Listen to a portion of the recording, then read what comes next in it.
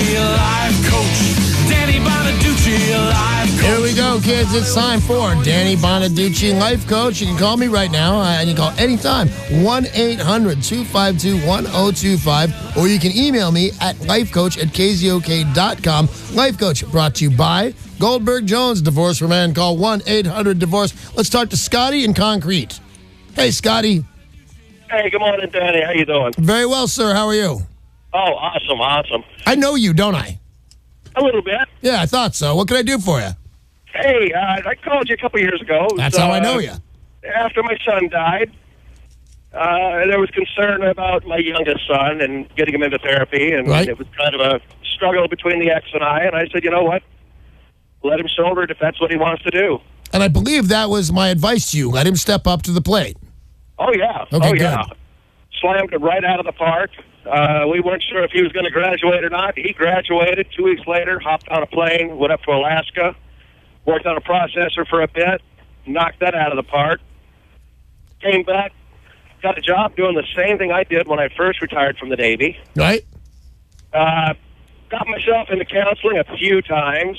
As well you should, my friend. I think so far what I'm hearing is you made all the right moves. Your kid made all the right moves. So this is like a good news phone call. Oh, heck yeah. That's And great.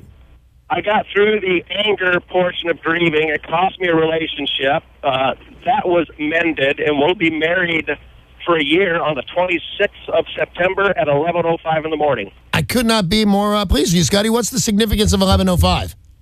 Say again? What is there a significance to 11:05? Of having what? Are you having trouble hearing me? I'm sorry. I said you made a point of saying I'm getting married at 11:05, and I wondered, is there a significance to that? Well, the anger portion of grieving cost me a relationship with this gal, and when I realized it, called her up, pleaded my case, took her 30 seconds to say, get home. Nice. So we will have our first anniversary on the 26th of September at 11:05 in the morning. Well, I'm really pleased. So, of course, this all comes from the sad story of your son passing away, but out of the ashes comes a wonderful story. So why are you calling me today? Just wanted to give you an update, brother. Really? Oh, that's super sweet, Scotty. Thank you. And I'm glad everything is working out. And say hello to the little woman for me. I just love him saying that. Congratulations, man. We'll talk to you soon. That's nice. That's nice to That get is nice, because that's a bad one. Yeah. You know, some people call up and they have things that are very important to them, but in the world scheme of things, they're probably not all that important. But your son passes away, and how's your other son going to take it? Yeah. You know, God bless you, tough Scotty. call, too, to say, just let him step up. Yep, let him step up. I mean, And he did. I'm your life coach for a reason. Judy in Snohomish, you're on with Danny Bonaduce, life coach. Hey, Judy. Danny Bonaduce. Oh, no way. Yeah, Hello? way. Hi, how you doing? I'm doing incredibly well, thank you. What can I do for you? Okay, I got a question for you. Mm-hmm. How do you the communication, the Venus Mars thing, men and women? Okay, I know we're all different. We've been together 15 years. Right? Having a little problems with communication. Well, I mean, when I can't imagine why. When you talk to this guy,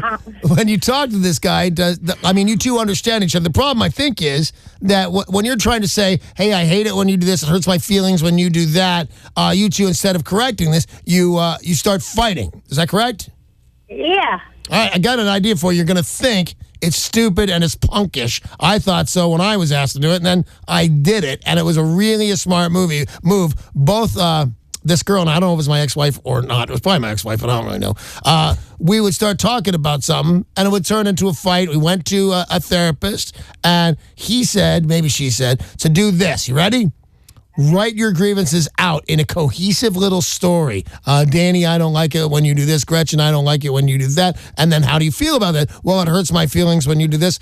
And I said, okay, but...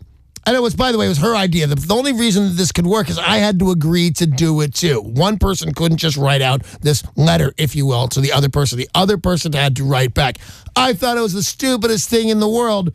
But when we did it the first time, I still thought it was stupid. But I had heard her point of view, and she had heard mine. and there was no fighting at all. It sometimes somehow diffused it when we're reading it off a page that we did some work into writing it out. There was some effort to going into writing it. So we did it again, and it turned into a thing that actually worked really, really well for us. So I'm not going to go into great detail of 5 things that you should do down the road. Start with that. Both of you should write out, and not just, boy, I hated Judy when you do this. That's not cool, and you shouldn't even write hate. It really bothers me when you do this. It hurts my feelings. That makes me do this. So you get a communication going. You two should write each other a letter and then read it to one another, and I'll bet you, because I've been through it and I know it, you'll have gotten your point across, and nobody will be fighting, at least yet. And you should do that till you learn to talk. Thanks, and good luck there, Judy.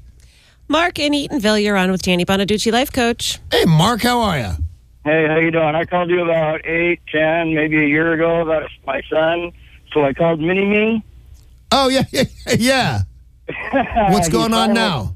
Well, nothing. He's finally off the drugs and not smoking pot, and he's doing really good. So, what happened? Because, drugs are a hard thing to break. How did he get off the drugs? He finally got sick and tired of it, and all the lies that go along with it, and the deceit, and the money, and talking to his mom and I, and finally it sunk in, and he made a decision and went to detox and tried to get him into rehab, but so far he's got like 30 days, doing really good. He's got 30 days now, right now? Yeah. Oh, I'm really pleased, man, because I remember I used to get, I don't want to say stay on him, but stay with him, stay supportive, because of all the chips I had the most of 30-day chips. I'd go out, and I'd have to go back into the meetings and stuff. I'd get another 30-day chip. Between your legs, I used to do a joke of, I've got so many chips I could play poker with him. So stay on him, stay with him, support him. But 30 days is not nothing, Mark. Congratulations. It's nice you're getting another follow-up. Yeah, it is. People taking the advice of the life coach. Run for office or guru or something. Well, you Hi, are. I'm Danny. Vote for me for guru. You are the life coach, and you're obviously helping these people. Apparently. Well, you know what I'm saying, apparently. I was aware. I thought I'd give out good advice. You do. Stephen Puyallup, you are the next caller on Danny Bonaduce, life coach. Hey, Steve, what's up, buddy? Good morning. Well, I got a question for you. I've been married for 15 years. Yeah. I was deployed to Iraq, and I was fighting like every day, and my wife cheated on me. Okay, before I say anything else, first, God bless you for your service. And then second, here's my opinion. I don't want to, I hate your wife so much. I can't tell. You're fighting for this country, and he's fighting in Iraq. It's 120. He's got a rucksack on his back that weighs between 60 and 80 pounds, and people are shooting at him. Oh, God, Steve, I hate your wife. So what can I do for you? Well, the thing is I love her to death, and I never thought she would do something like that. I forgave her, but it doesn't ever get out of your head. No. And by the way, I've never had a no to this question. Do you get pictures in your head? Can you see her and the other guy doing whatever it is they're doing? Yes. Yes. Oh, I had that. It's horrifying, man. It's the worst, and there's very little you can do about it. Time will do a lot, man. Yeah, it will diminish greatly. So what can I do for you besides hate your wife with you? Is it easier? Is there an easier way to not deal with it, but get over it and just move on? And I have heard this. I've never done it, so I'm recommending something I've heard worked well for this particular thing, because it's thoughts, it's memories, it's imagination. That's what it is, completely in your head. Because even if it's true that she did it, you didn't see them. It's all imagination. So I'm going to recommend, and like I said, I've never done it, but I've heard people do it in a word for you. You ever been hypnotized? No. You should give it a try. Well, just give it a try. Nothing, nothing wrong with it. A lot of people do it. A lot of people make a stage act out of it in Las Vegas. A lot of people do it to quit smoking, and I've seen it be successful, because there's nothing else you can do with just a thought process. There is also this. There's also groups that talk about this, survivors of infidelity and stuff like that. But you're going to wear this around for a long time. But I say on the show, and it's a new rule for me, because I always thought infidelity's the end. That's it. If I caught you cheating, that's it. You got to go. I have heard of people and now recommend you try. If you love this woman, Steve, you should try and make it work. And if it does, if after a year or so it doesn't work, go. You have to go. If you're still seeing these pictures in your head, but if you can bring it to forgive her, there's no reason that she cheated on you and hurt your feelings once. There's no reason for you to break up with a woman you love and hurt your feelings again. Give yourself a time to get better and try and stay with her. But if you can't, get away from her as fast as you can and start anew. And you support that as well.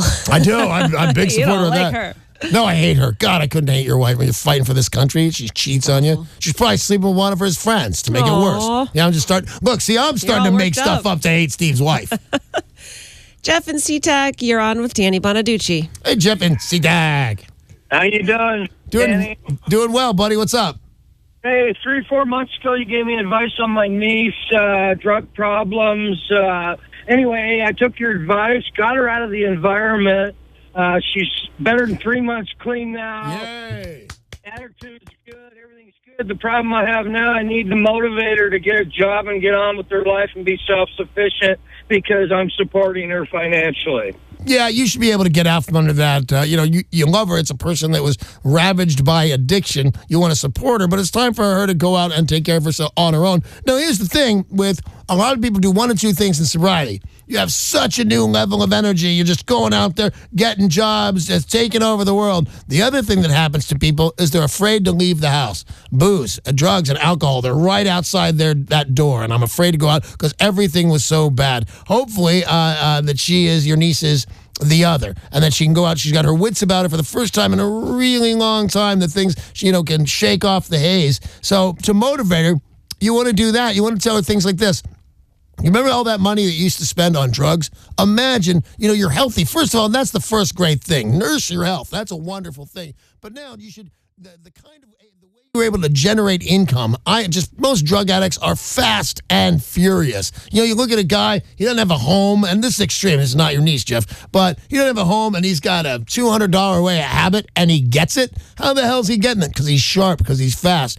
Tell your niece, help your niece, use that to imagine another way to generate income, to move out of your house, to get a new apartment of her own, get a car, get a job. And I think all of these things, she just has to realize her value, and that's probably right around the corner from her. As soon as she shakes the cobwebs and realize the energy she's had, she's going to go ahead and take that. Hey, thanks, Jeff. I appreciate your phone call. That's all the time we have for Danny Bonaduce, Life Coach. Life Coach brought to you by Goldberg Jones Divorce for Men. Call 1-800-DIVORCE.